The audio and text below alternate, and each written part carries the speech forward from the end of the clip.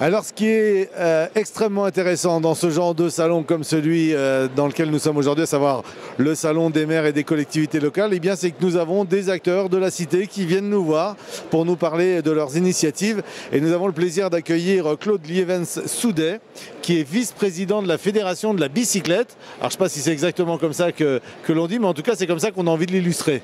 Fédération des usagers de la bicyclette, ceux qui sont utilisateurs de la bicyclette au quotidien.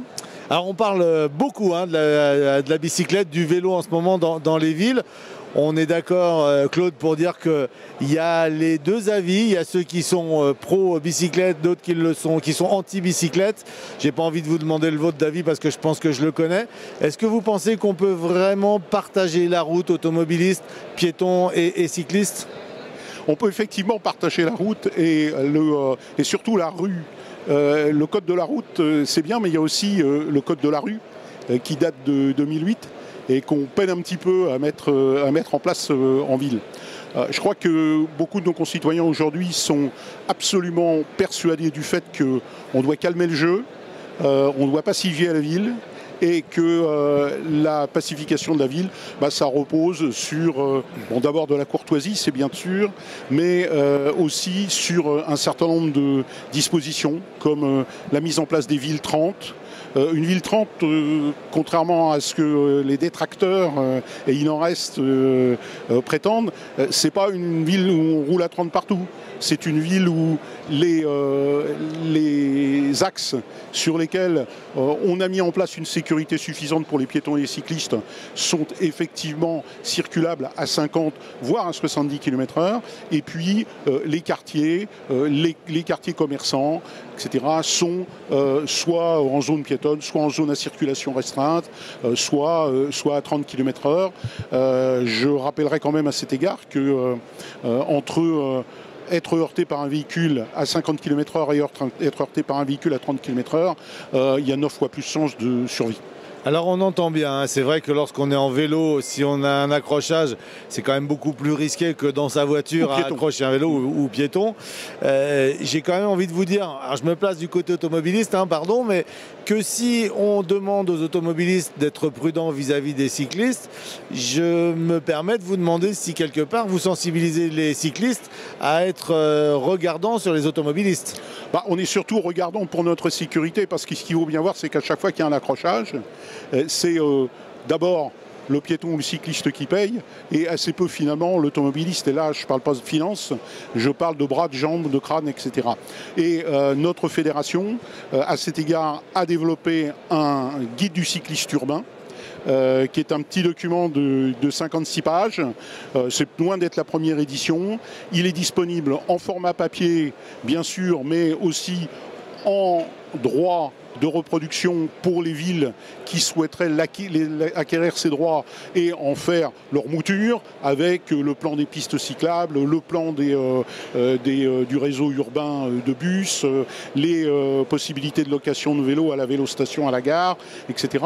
Et puis dans le guide du cycliste urbain, on peut aussi en extraire des éléments, l'acquérir sous forme de droit numérique, de manière à pousser ça bien sur le site internet de la ville, sur un blog consacré à la circulation par exemple, voire directement sur les portables, sur les smartphones des habitants.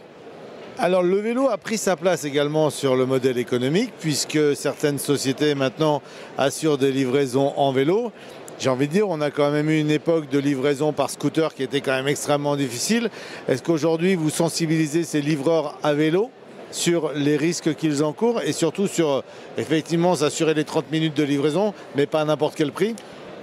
Effectivement, ça nous a été demandé par le grand acteur auquel vous faites allusion. C'est pas un secret, et en fait ils sont venus vers nous avec dans l'idée de faire de les aider à sensibiliser les cyclistes à plusieurs risques, parce qu'il n'y a pas que les risques de la circulation, il y a aussi les risques de vol. Ils ont par exemple par méconnaissance de ces jeunes, etc., a un taux de sinistre élevé en matière de vol de vélo. Les gars arrivent en bas de l'escalier chez le client et puis comme ils ont que 2 étages à monter, ils font un aller-retour, sauf que quand ils sont redescendus en bas, le vélo a disparu parce qu'ils ne l'ont pas attaché ou ils l'ont mal attaché. Donc ça, c'est des choses sur lesquelles la Fédération des usagers de la bicyclette agit, en particulier à travers son système Bicicode, qui est un système d'identification des vélos, qui permet à chaque fois qu'un cycliste est victime d'un vol d'un vélo marqué, éventuellement et très fréquemment de retrouver son vélo, parce que les policiers ont accès directement de n'importe quel commissariat de France et de Navarre à notre système, et donc ils peuvent retrouver l'adresse, le téléphone, l'email de la personne qui a été volée.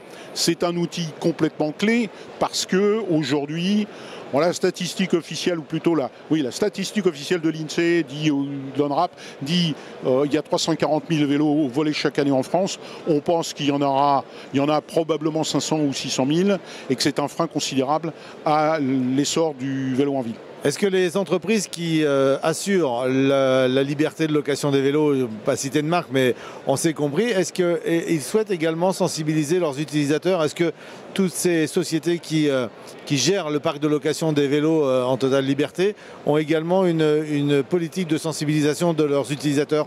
De quoi voulez-vous parler? Les Vélib, par exemple, pour pas les citer. Voilà. Est-ce que tous ces fournisseurs ont également à cœur de sensibiliser les utilisateurs des vélos? Effectivement, ces ces opérateurs de vélos libre-service, comme on en parle, sont très intéressés à sensibiliser leurs utilisateurs, et j'en ne veux que pour exemple que le leader aujourd'hui du transport en France, le leader du bus urbain en France aujourd'hui, qui opère des vélostations dans lesquelles on peut louer des vélos, nous a demandé les droits numériques du guide du cycliste urbain, de manière à informer ses utilisateurs, les utilisateurs de leur filiale dans les 26 agglomérations où ils sont opérateurs du réseau de bus et de vélos. Quel pourrait être le message court du vice-président de la Fédération des usagers de la bicyclette auprès des élus qui viennent ces 3 jours au Salon des maires? Le message court, ça serait le vélo, c'est le couteau suisse de l'aménagement. Il n'y a pas meilleur investissement que dans une politique vélo. Avec une politique vélo, on évite l'achat de bus, on rentabilise le bus par un élargissement de la bande de rabattement sur les arrêts de bus, les arrêts de tramway, etc.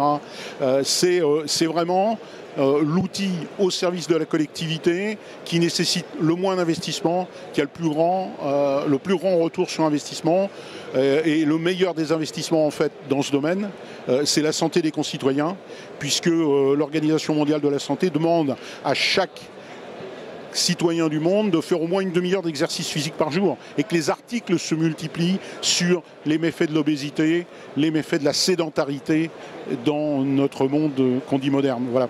Claude Lieven-Soudet, merci beaucoup. Je le rappelle, vous êtes vice-président de la Fédération des usagers de la bicyclette et vous êtes là à l'occasion de ce salon pour promouvoir l'utilisation de la bicyclette un peu partout. Et surtout pour retrouver des relais de promotion du vélo dans notre société pour le bien-être de tous nos concitoyens. Merci beaucoup. Le message est passé. On se retrouve très vite avec d'autres acteurs de la cité.